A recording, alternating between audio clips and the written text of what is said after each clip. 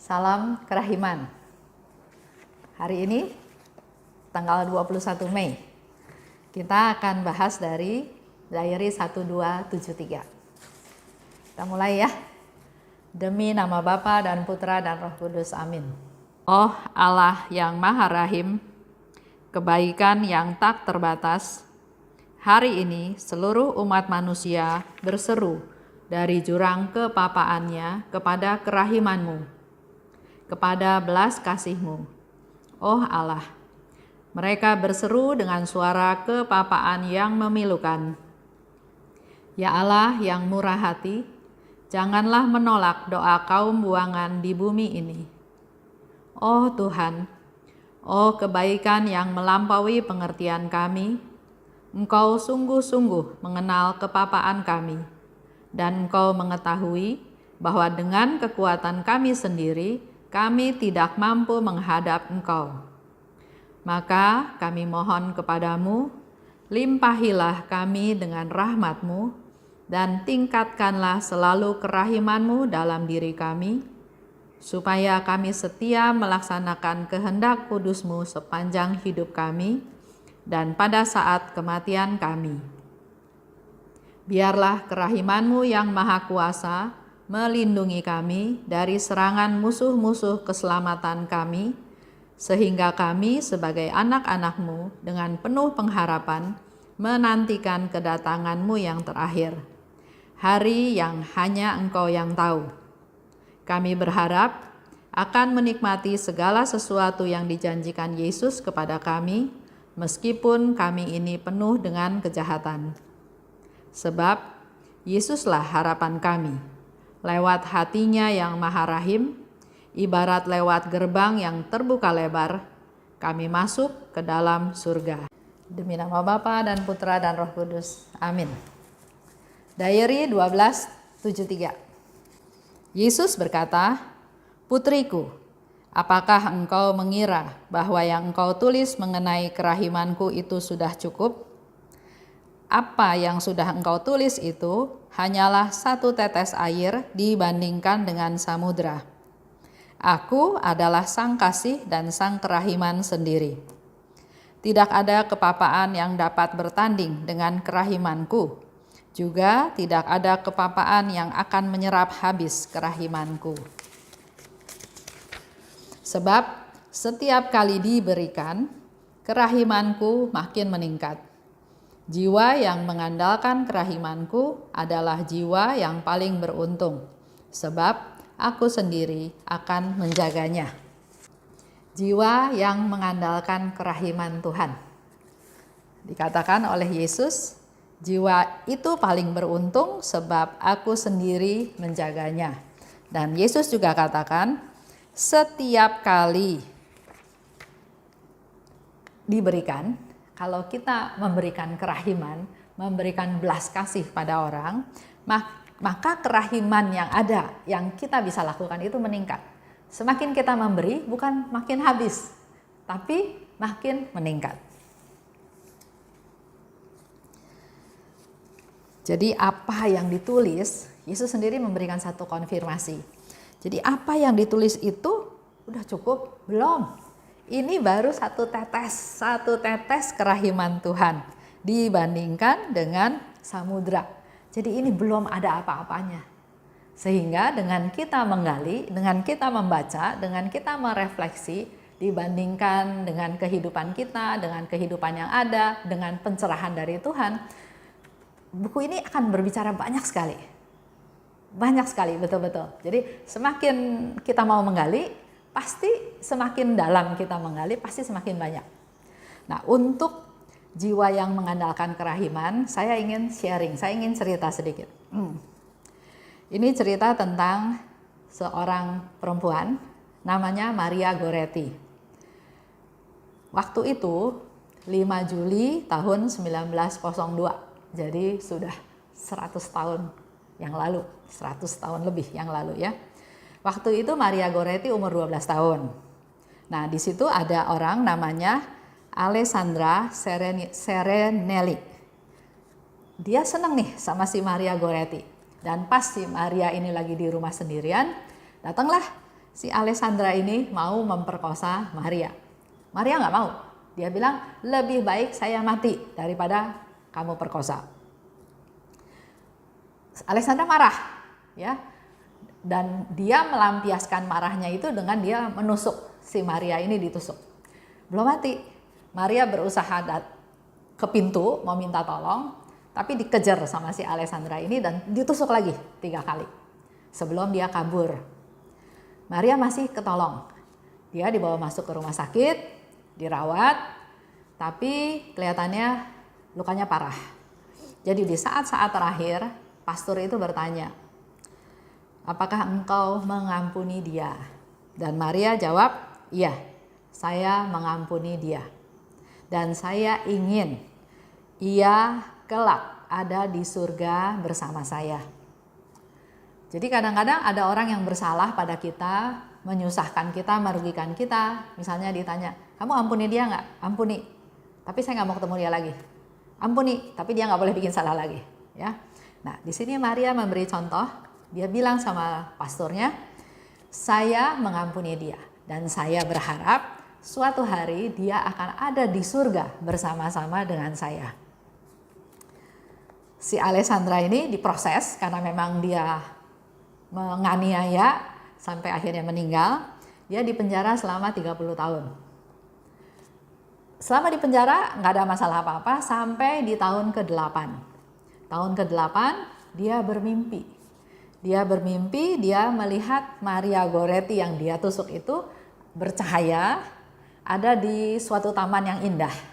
Dan Maria itu memetik 14 bunga. 14 bunga dia petik.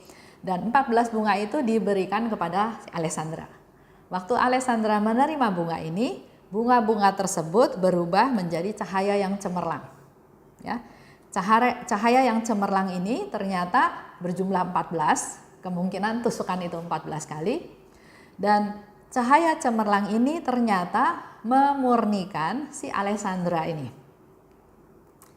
Jadi setiap tusukan itu memurnikan jiwanya Alessandra. Dan Maria bilang, seperti yang aku janjikan, engkau akan ada bersama-sama dengan aku di surga. Di situ Alessandra bertobat, dia berbuat baik, dan setelah keluar dari penjara, karena dia berbuat baik, maka nggak sampai 30 tahun. Setelah 27 tahun, dia keluar dari penjara. Pertama-tama yang dia lakukan adalah dia pergi ke mamahnya Maria Goretti ini mau minta maaf, mau minta ampun. Mamahnya bilang, Maria Goretti sudah ampuni kamu. Yesus pun sudah ampuni kamu. Maka saya sebagai ibu juga mengampuni kamu. Bahkan kamu harusnya datang lebih cepat. Karena dengan sampai sekian ini berarti kamu tuh termasuk anak-anak yang menderita. Kalau kita bertemu lebih awal, penderitaan kamu pasti tidak berlarut-larut seperti sekarang ini. Akhirnya si Alessandra ini bertobat dan dia tinggal di biara Kapusin di Macerata. Sampai umur dia 89 tahun dan dia meninggal. Kalau lihat ceritanya terjadi tahun 1902, dia umurnya 89 tahun, berarti kemungkinan di tahun 2000, mungkin menjelang tahun 2000 ya. Tapi ternyata pada tahun 1950, Maria Goretti diangkat menjadi santa. Dikanonisasi di alun-alun Santo Petrus di Roma. Kita lihat ya, Maria Goretti umur 12 tahun, dia mempertahankan kesucian dia lebih baik dibunuh karena dia nggak mau hidup kotor. Tapi di saat-saat dia mau meninggal, dia bilang saya ampuni dia. Bahkan saya berdoa, saya berharap si Alessandra ini juga suatu hari akan ada di surga bersama-sama dengan saya. Tahun 1950 dia diangkat menjadi santa. Saya nggak tahu tahun berapa dia datang ke Alessandra dalam mimpi, tapi yang pasti dia sudah meninggal, dia meninggal dalam suatu hidup yang suci. Setelah dia naik ke surga, dia yang berdoa buat kita semua. Sehingga kita perlu berdoa buat mereka-mereka yang sudah meninggal juga. Untuk melunasi hutang-hutangnya yang adil, kata Yesus ya. Dan kalau dia sudah pulang ke surga, giliran dia yang berdoa buat kita semua. Dan seperti yang Maria Goretti katakan, engkau juga akan ada bersama aku di surga. Itu janjinya Maria. Dan Maria melakukan sesuatu sehingga Alessandra ini juga akhirnya bisa masuk biara, dan dia sampai berusia 89 tahun, dan saya yakin di biara Kapusin itu pasti dia hidup benar, hidup dalam pertobatan. Kembali lagi saya mau cerita bahwa jiwa yang mengandalkan kerahiman Tuhan, itulah jiwa-jiwa yang bisa mengampuni dengan total. Dan Yesus janjikan di situ tadi ya, Yesus janjikan bahwa jiwa ini paling beruntung sebab aku sendiri akan menjaganya. Jadi jadilah orang yang berbelas kasih, orang yang mengampuni. Bahkan saya pernah baca satu buku, ada seorang ibu melihat anaknya mau dihukum mati. Dia berteriak, anak saya jangan dihukum mati, ampuni dia. Terus tentara jawab, enggak mungkin anak kamu diampuni, karena anak kamu enggak layak dikasih pengampunan. Terus ibu ini bilang, justru kalau dia enggak layak, maka saya minta belas kasih kamu. Kalau dia layak, saya enggak perlu minta. Justru karena dia tidak layak, maka saya minta belas kasih kamu. Begitu pula dengan si Alessandra ini. Dia enggak layak dapat belas kasih.